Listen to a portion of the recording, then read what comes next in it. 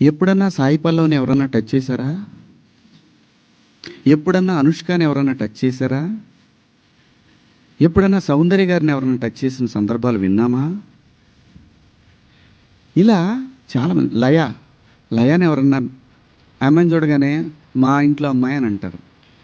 ఆవిడ మీరా జాస్మిన్ నిండుగా మలయాళీస్ అందరు కూడా బయట నిండుగా శారీస్ కట్టుకొని వస్తారు. నేను మిమ్మల్ని అందరు అమ్మ దండం పెడతాను, మీరు ఎట్టొచ్చినా మీ ఇష్టం, నాకు సంబంధం లేదు. అలాగే ఒక నిమిషం లక్ష్మి గారు, ఒక నిమిషం నన్ను మాట్లాడండి. అలాగే భూమిక గారిని ఎన్నోసార్లు వచ్చింది ఆవిడ. ఎవరన్నా టచ్ చేశారు ఆవిడ్ని? నేను అంటున్నాను,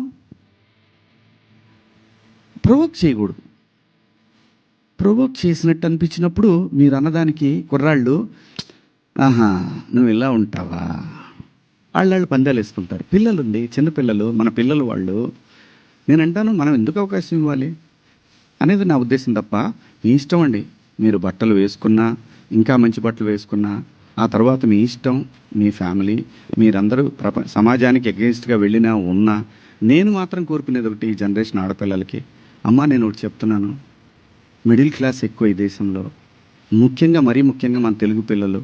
నేను చెప్పేది ఒకటేది, మీరు పాటించమని నేను అంటల్లా, జరిగే అనర్థాల గురించి మాత్రం చెప్తాను.